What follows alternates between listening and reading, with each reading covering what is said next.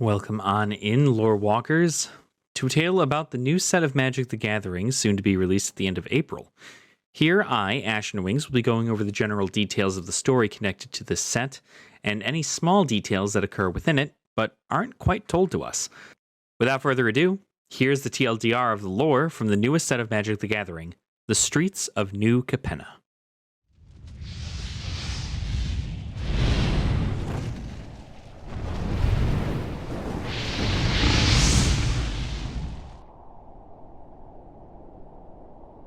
After surviving the trials of the underworld in Theros, Elspeth is attempting to find purpose. She meets with her friend and fellow planeswalker Ajani, and during their conversations, he proceeds to tell her that the home that she was looking for can be found on New Capenna, which is a city on a plane that we don't quite know the name of yet. New Capenna is a large city that was once inhabited by angels until the Phyrexian threat occurred.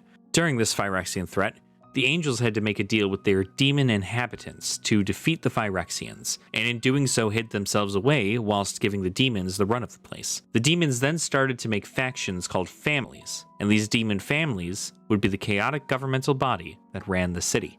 For the record, the names of each of the crime families are as follows: the Maestros, the Obscura, the Cabaretti, the Brokers, and the Riveteers. But the angels didn't just leave them the city. They also gave them a powerful resource called Halo, which is just essentially angel essence. This resource is finite, however, and during the present year this set takes place, Halo is becoming more and more scarce. Now back to Elspeth. Elspeth planeswalks to New Capenna in search of information of her past, but also information to give Ajani about how the angels defeated the Phyrexians. With the current Phyrexian threat becoming more and more real, Elspeth needed to act quickly to get that information to her friends. Now, after beating the ever-loving hell out of some Maestro thugs for mugging a shopkeeper, she is then hired as a grunt for the Maestros, run by Lord Xander, a vampire demon and the oldest demon to be on New Capenna. Elspeth continues to grill him for information about the angels, but she must complete some small tasks for him first before she gains his trust. Now it's time for a transition. At this time, Vivian, another planeswalker, arrives in New Capenna and is met by Tezzeret.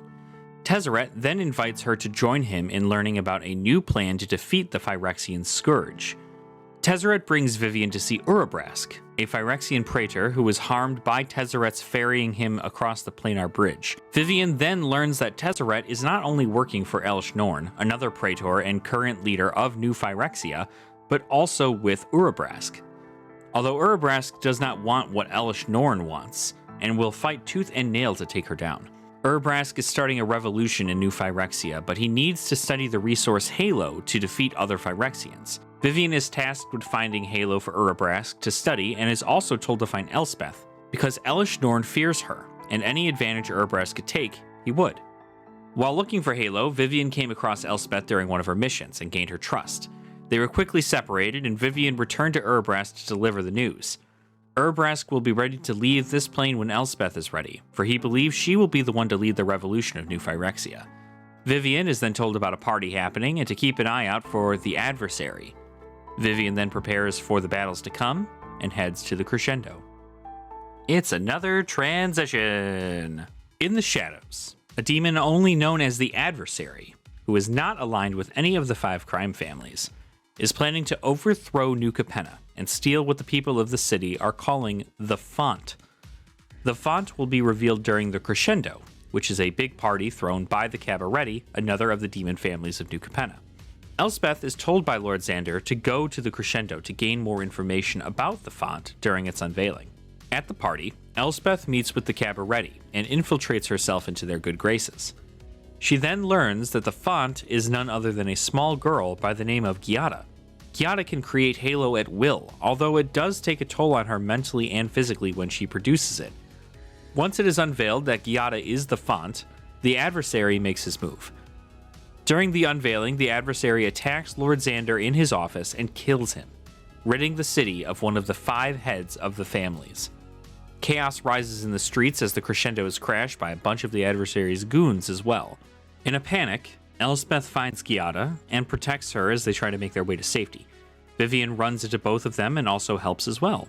After dodging the adversary's grunts for a while and getting into a few scraps here and there, Elspeth, Vivian, and Giada find themselves in Park Heights, where a bunch of angel statues reside.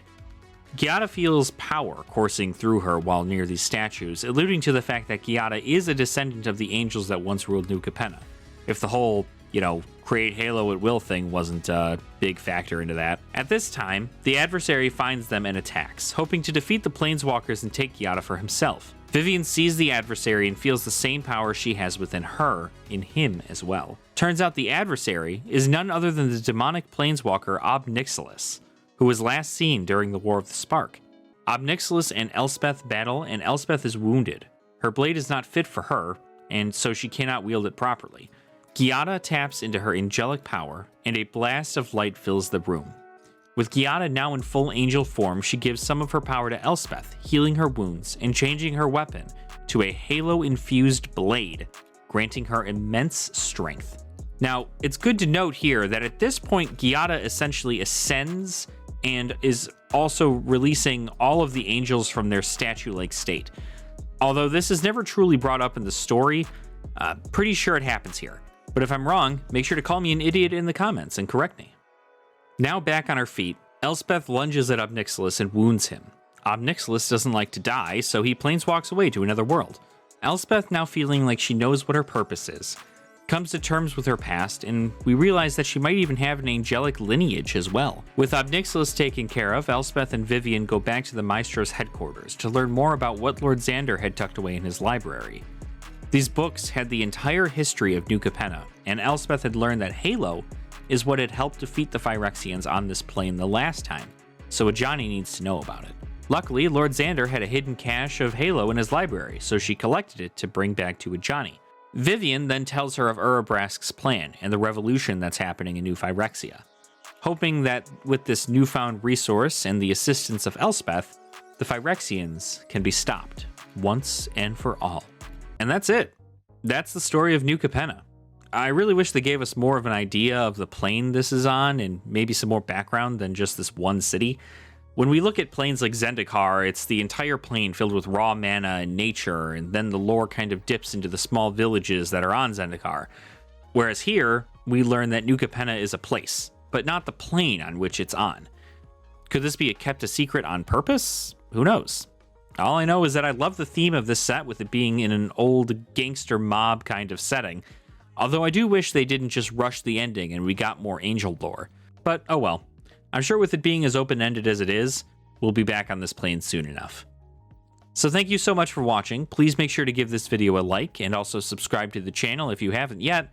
I'd like to bring detailed content about Magic the Gathering in many aspects like lore, finance, box openings, and even deck building, so feel free to stick around. Don't forget to visit the Patreon link down below as well for many more goodies. So thank you again. Make sure to drink your water, eat your vegetables, and don't be like the adversary. And I'll see you all next time. Nerd out.